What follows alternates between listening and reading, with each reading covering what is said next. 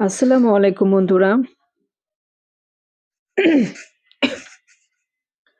কেমন আছেন সবাই? আশা করি আল্লাহর অশেষ রহমতে সবাই ভালোই আছেন। তো কাছে বা দূরে যে যেখান থেকে আমার এই ভিডিওটি দেখছেন তাদের সবার প্রতি শ্রদ্ধা এবং ভালোবাসা জানিয়ে নতুন একটি রেসিপি নিয়ে আসছি আপনাদের মাঝে। তো আমি এখানে ২৫০ গ্রামের মতো চিকেন নিয়েছি। হাড় ছাড়া শুধু চিকেন ছোট, ছোট সাইজ পিস করে কেটে নিয়েছি। তো তার মধ্যে আমি পরিমাণ মতো লবণ দিয়ে নিচ্ছি এবং পরিমাণ মতো মরিচের গুঁড়া আর সামান্য একটু হলুদের গুঁড়া দিয়ে নিচ্ছি। দিয়ে আমি ম্যারিনেট করে রাখবো মুরগিটাকে। আর যে দেখতে পাচ্ছেন ২ টুকরো দারচিনি, ৩-৪ টা আপনার লবঙ্গ আর ২ টা শুকনো মরিচ আর ২ টেবিল চামচ পরিমাণ কর্নফ্লাওয়ার।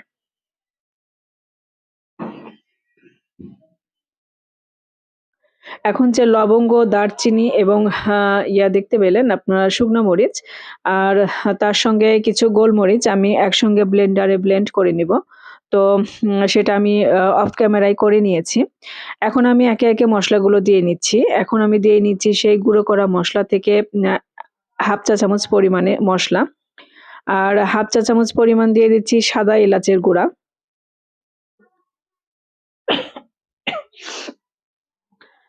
আর এখানে আমি মসলা বাটা দিয়ে নিচ্ছি আদা, জিরা এবং রসুন একসঙ্গে বেটে রাখি। সেই বাটা মসলা থেকে ২ চা চামচ পরিমাণে দিয়ে নিলাম। এখন আমি মাংসটাকে ভালো করে মেরিনেট করে রাখবো। ০.৫ ঘন্টা মেরিনেট করলেই চলবে আরকি। তো এই যে দেখতে পাচ্ছেন যে সমস্ত মসলাগুলো আমি দিলাম, সেই মসলাগুলো কিন্তু আমি একে, একে ভালো করে হাত দিয়ে ঘষে, ঘষে আরকি মাংসের সাথে মিশিয়ে নিচ্ছি ভালো করে যেন সমস্ত মসলাগুলো মাংসের গায়ে সমানভাবে মিশে যায়। তো আপনারা ভাবছেন যে আজকে আমি কোন রেসিপিটি বানাবো? তো কোনো নাম আমি বলিনি। তো আপনারা দেখে আসলে অনেকেই বুঝতে পারছেন যে আমি এই যে মুরগিটা যে মেরিনেট করলাম এটা আমি একটু আ ফ্রাই করবো। ফ্রাই করার পরে আমি চিলি চিকেন বানাবো আরকি। যাদের ঘরে বাচ্চারা আছে বাচ্চা আছে। ছোট বাচ্চারা তো আসলে এটা অনেক খেতে পছন্দ করে। তো আমি এখন অন্য একটা ছোট বাটিতে দেখতে পাচ্ছেন টমেটো সস দিয়ে নিচ্ছি। আর টমেটো সস দিয়ে নিচ্ছি ২ চা চামচ পরিমাণে।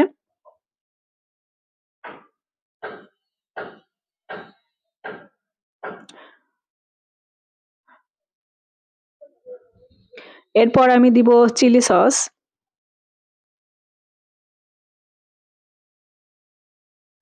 এরপর আমি দিয়ে নিচ্ছি সয়া সস দিয়ে নিচ্ছি ১ চা চামচ পরিমাণে।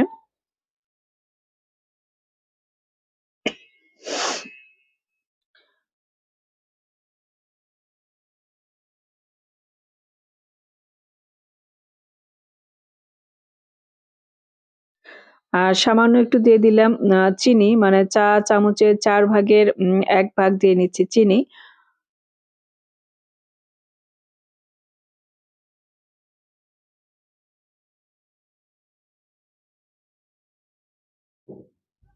আর এখন আমি দিয়ে দিচ্ছি চিলি সস। তো ২ চা চামচ পরিমাণে চিলি সস, ২ চা চামচ পরিমাণে আ টমেটো সস এবং ১ চা চামচ পরিমাণে সয়া সস আর চা চামচের ৪ ভাগের ১ ভাগ হচ্ছে চিনি। দিয়ে আমি মিশ্রণটাকে ভালো করে মিশিয়ে নিলাম। মিশিয়ে আমি আলাদা জায়গায় রেখে দিব। রান্নার সময় আমার একটু সহজ যেন হয় কাজে। তো সেইজন্যে কাজটা আরকি আগে থেকে একটু গুছিয়ে রাখলাম।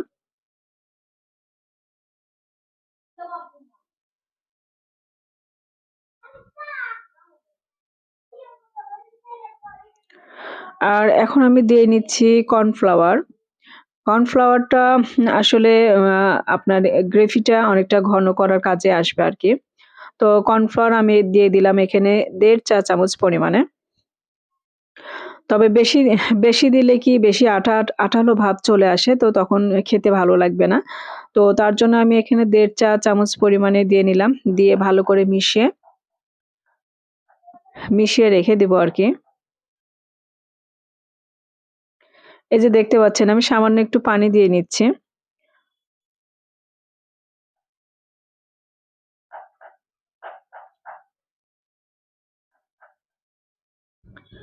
আর আমি এই যে মেরিনেট করে রেখে দিয়েছিলাম ০.৫ ঘন্টার জন্য। তো ০.৫ ঘন্টা পরে আমি ফিরে আসছি।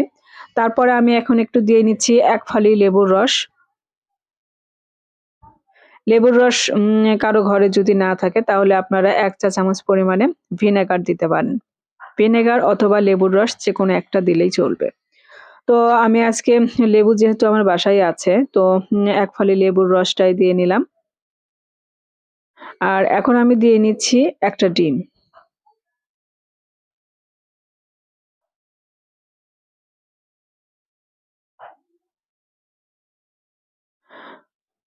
ও সরি, ১ টা ডিম পুরো দেইনি আমি। ১ টা ডিমের মানে অর্ধেকটা পরিমাণে দিয়েছি।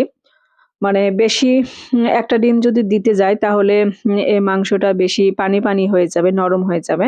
তো তার জন্য আমি অর্ধেকটা ডিম দিয়েছি। আর এখানে আমি দিয়েছি ২ টেবিল চামচ পরিমাণে ময়দা আর ২ টেবিল চামচ পরিমাণে কর্নফ্লাওয়ার। তো এখানে আমি দিয়ে তারপরে মাংসটাকে ভালো করে মাখিয়ে নিচ্ছি কর্নফ্লাওয়ার, ময়দা দিয়ে। এবং যে ডিমটা দিয়েছিলাম আমি একত্রে ভালো করে মাখিয়ে নিচ্ছি। মাখানোর পরে আমি তেলে ফ্রাই করব। তো আপনাদের যাদের বাসায় ছোট বাচ্চা আছে, এই রেসিপিটা তো আসলে আপনার ছোট বাচ্চারা অনেক পছন্দ করবে। আপনারা বাসায় ট্রাই করতে পারেন।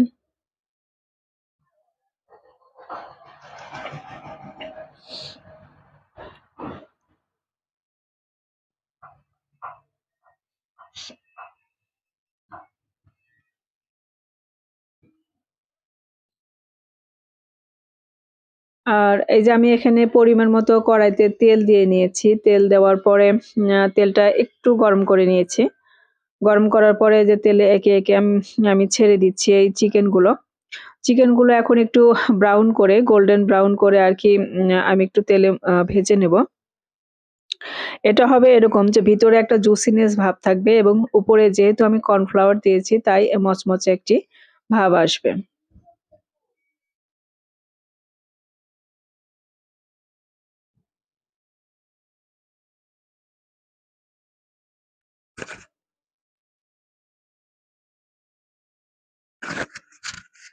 তো আমার এই সহজ এই রেসিপিগুলো আপনাদের কার কাছে ভালো লাগে কমেন্ট করে জানাতে ভুলবেন না।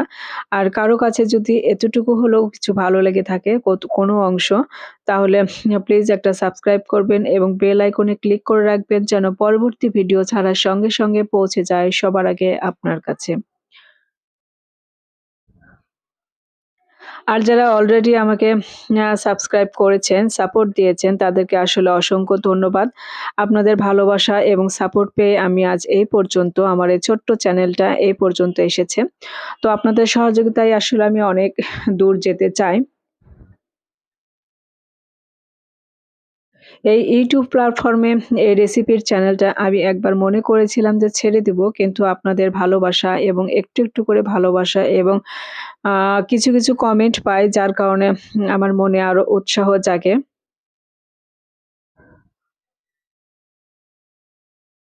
তো এই যে দেখতে পাচ্ছেন আ আমার চিকেন গুলো কিন্তু ভাজা হয়ে গেছে।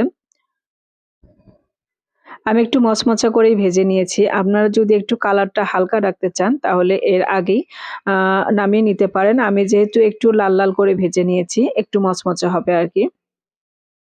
আর ভিতরে কিন্তু চিকেনের যে জুসিনেস ভাব, সে জুসিনেস ভাবটাই থাকবে। তো আমি সবগুলো চিকেন ওইভাবে ভেজে নেওয়ার পরেই যে তেল থাকলো, সেই তেলেই কিন্তু আমি এখন এই পুরো রান্নাটা করব।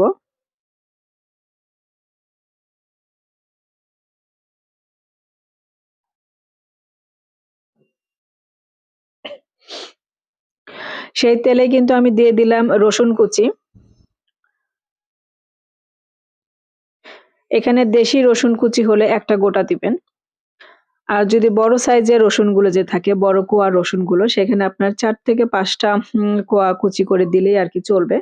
তো আমি এখানে রসুন ভেজে নেওয়ার পরে আমি যে মসলাটা দিয়েছিলাম এবং উম যে মসলাটা আমি গুলিয়ে রেখেছিলাম আরকি টমেটো সস, সয়া সস এবং চিলি সস দিয়ে কর্নফ্লাওয়ার দিয়েছিলাম, গুলিয়ে রেখেছিলাম। সেই কর্নফ্লাওয়ারটা আমি এর ভিতরে দিয়ে নিয়েছি এবং এখন আমি দিয়ে নিচ্ছি ভাজা চিকেনগুলো।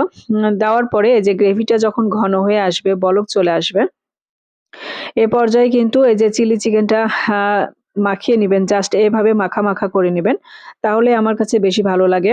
আর যদি আপনারা বেশি ঝোল রাখতে চান তাহলে কিন্তু এর যে মচমচে একটা ভাব আছে উপরে, আ সে মচমচা ভাবটা কিন্তু থাকে না, অনেকটা নরম হয়ে যায়। তো তার জন্যই আমি আরকি মাখা, মাখা করে রাখবো। বেশি ঝোল রাখবো না। তো আপনাদের বাসায় যদি ছোট বাচ্চা থাকে তাহলে তো আসলে এটা দুর্দান্ত হবে। তো আপনারা ট্রাই করবেন। ট্রাই করার পরে যদি ভালো লাগে তাহলে অবশ্যই কিন্তু কমেন্ট করে জানাতে ভুলবেন না। তো সবাই ভালো থাকবেন, সুস্থ থাকবেন। এইরকম মজার রান্না করে বাচ্চাদের খাওয়াবেন। আর কমেন্ট করে নিশ্চয়ই জানাতে ভুলবেন না কিন্তু। সবাই ভালো থাকবেন, সুস্থ থাকবেন। আল্লাহ হাফেজ।